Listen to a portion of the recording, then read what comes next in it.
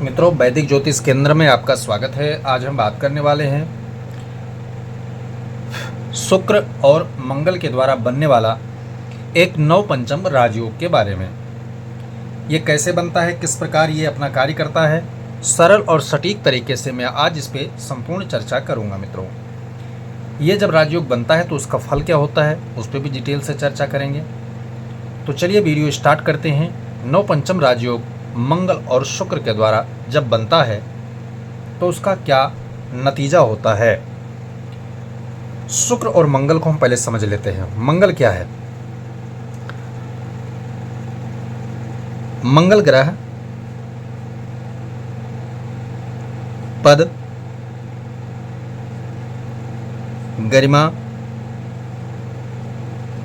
धैर्य, बल, पौरुष, ताकत,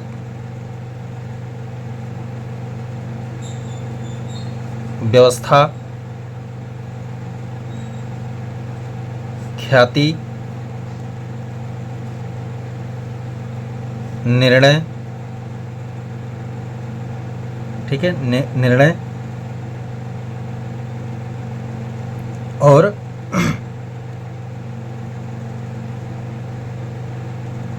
आंतरिक ऊर्जा। आंतरिक ऊर्जा का मुख्य स्रोत किसके पास है? मंगल के पास है। अगर मंगल नहीं है तो आपके पास इतनी चीजें कमजोर होंगी, ये चीज ध्यान रखना। वहीं शुक्र क्या है? शुक्र के पास क्या क्या चीजें हो सकती हैं? शुक्र के पास है तेज, चमक, प्रसिद्धि, सौंदर्य, निर्भीकता, ठीक है, प्रेम,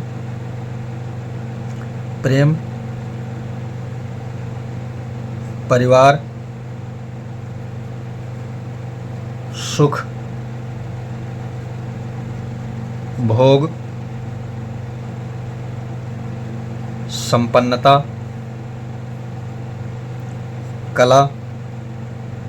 कला और जो है साधन। इतना चीज जो है शुक्र प्रदान करता है मनुष्य को जीवन में। यह मैंने संपूर्ण विवरण नहीं दिया, एक प्रमुख विवरण हमने दोनों ग्रहों को दिया है। जो आज हम इस राजयोग के द्वारा हमें जो प्राप्त होने वाला है उसका निर्णय मैं आपको दे रहा हूं और दोनों मिलाकर के योग युति समझाने की प्रयास कर रहा हूं। ठीक है, ये सारी चीजें देने का वो काम करता है। इन दोनों का जब संयोग होता है, मिलते हैं, ये दोनों जब मिल जाते हैं तब उसका क्या यथार्थ निर्णय निकलता है जीवन में, उसको समझना बहुत जरूरी है। ठीक है, शुक्र और मंगल, शुक्र प्लस मंगल जब ये युति करेंगे तब हमें ये निर्णय यहाँ पर ये चीज़ें बिठाना दिक्कत हो जाता है कि एक तो राशि, भाव, दृष्टि, ये महत्वपूर्ण चीज़ें बिठाने में क्या है, इनके बल इधर उधर हो सकते हैं। इनके बल कुल मिलाकर के जो है सकारात्मकता और नकारात्मक या बल अधिक या बल कम होना महत्वपूर्ण रखता है और उसमें फलादेश करने में बलाबल कमी भी आ सकती है, या ये दोनों ग्रह उतना सक्रिय लाभ नहीं दे सकते हैं। क्योंकि अगर नैसर्गिकता में देखा जाए तो इन दोनों का आपसी संबंध समभाव का है। ठीक है, वो युति हम सही नहीं कह सकते, वो युति हम सही नहीं कह सकते। परंतु जब दो ग्रह भावगत आगे पीछे या भावगत इस प्रकार के राजयोगों का निर्माण करते हैं तब जानते हो क्या होता है, उसका फल कैसे मिलता है। 100 तो मंगल अपना आप का लेके चलता है और 100 शुक्र भी 100 ही लेके चलेगा, तो ये मिलके बनता है 200%। यानी ये राजयोग जब बनेगा तो वो 200% की तरह लाभ करेगा। कैसे करेगा? जैसे यहाँ कुंडली में हम समझेंगे मंगल यहाँ स्वराशि होकर बैठा हो शुक्र यहाँ उच्च राशि में बैठा हो, ठीक है, मंगल स्वराशि का और शुक्र यहाँ उच्च राशि का बैठा हो। अब मंगल भी पावरफुल है और शुक्र भी पावरफुल है। अष्टम का शनि मंगल दो कारक बनते हैं। शुक्र 12वें घर का कारक के साथ ही नहीं उच्च भाव का रखता है, तो नैसर्गिक तौर से 12वें भाव का संपूर्ण जो है यानी भोग का भाव है, तो शुक्र वहां का पूर्ण प्रतिनिधित्व करता है। दोनों ग्रह बलवान हो गए। अब ये दोनों ग्रह जब फल देने का काम करेंगे महाराज, तो वो 100 के 100 उठाकर व्यक्ति को देने का काम करते हैं। यहां पर थोड़ा अंश बल अगर कमजोर भी हुआ किसी का, मान लिया किसी का 10 अंश है और किसी का 25 अंश से ऊपर चला जाए, यानी कि मान लिया जाए 28 अंश के समथिंग है, यानी वृद्ध अवस्था या बाल्य अवस्था होगा, अगर सम राशि में है या विषम राशि, जो वो सूत्र आपको पता ही होगा।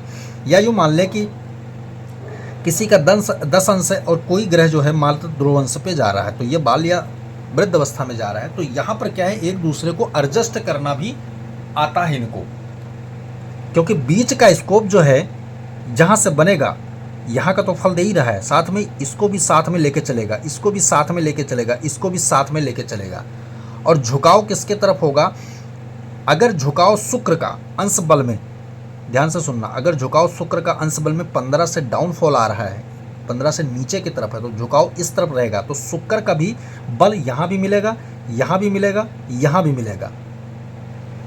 तो जो वो अंश बल है, वो अंश बल महत्वपूर्ण रखता है, तो वह अंश बल कम हो चाहे ज़्यादा हो, उसमें कोई फर्क नहीं रखने वाला है।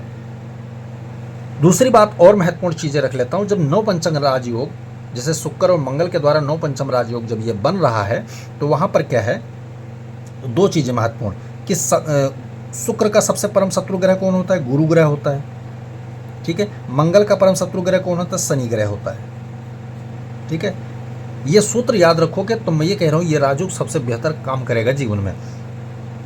तो मान लिया गुरु की दृष्टि मंगल के ऊपर जा रही है या गुरु की दृष्टि शुक्र के ऊपर जा रही है, ठीक है, तो सपोर्ट किसको करेगा? मंगल सपोर्ट शुक्र को करेगा, यहाँ गुरु को सपोर्ट नहीं करेगा। क्यों? क्योंकि उसने सर्किल में कौन आ रहा है? शुक्र आ रहा है, गुरु नहीं आ रहा है उसके।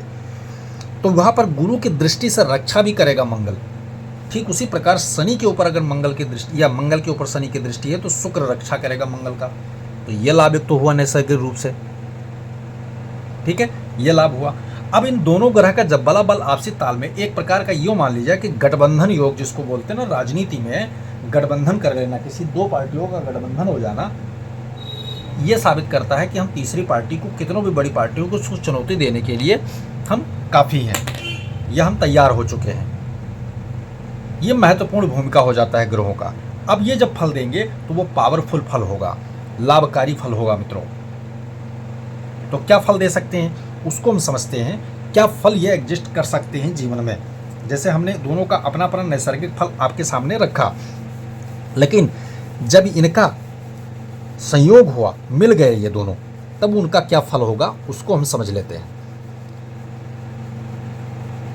इसीलिए ये राजयोग जीवन में महत्वपूर्ण भूमिका रखने वाला होता है। तो क्या फल होगा?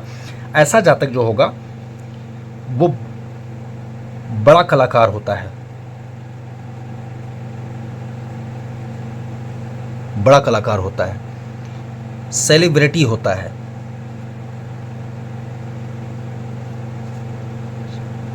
ठीक है, सेलिब्रिटी होता है, बड़ा कलाकार होगा, सेलिब्रिटी होगा, बड़ा लीडर भी होता है, मठ,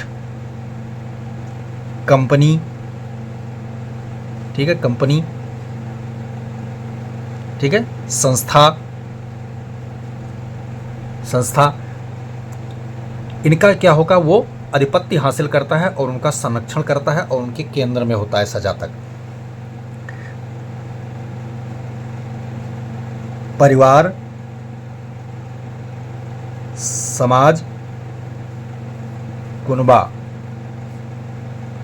गांव, जहां भी जातक एग्जिस्ट करेगा रहेगा, वहां उसका दबदबा जबरदस्त होता है, चलती है, मतलब उसकी, लोग उसके बातों को मानते हैं। क्यों मानते हैं? उसके पीछे कारण क्या है? पावर होता है इसके पास,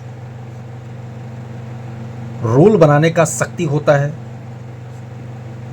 कानून पालन कराने की ताकत होती है इसके अंदर, ठीक है। और संपन्नता होती है, संपन्नता होती है। अपने हों चाहे पराये हों, अपने हो चाहे पराये हो, इसके झंडे के नीचे आना ही पड़ता है उसको, इसके झंडे के नीचे आना ही पड़ता है उसको। इतना प्रभाव होता है सजातक का। धन, बल, ठीक है, धन, बल, ऐश्वर्य, प्रतिष्ठा, ये सब इस जातक के पास होता है।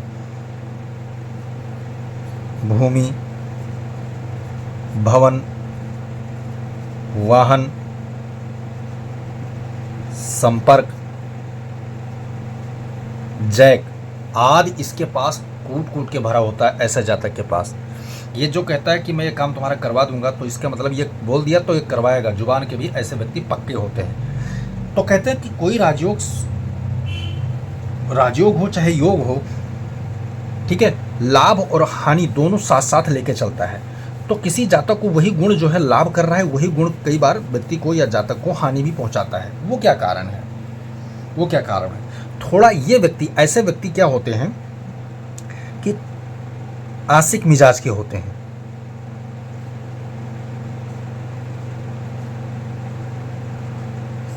आशिक मिजाज के होते हैं, नशेड़ी टाइप में होते हैं। ऐसा नहीं, बर्बाद नशेड़ी नहीं, लेकिन नशा करने वाले होते हैं, ठीक है ना। और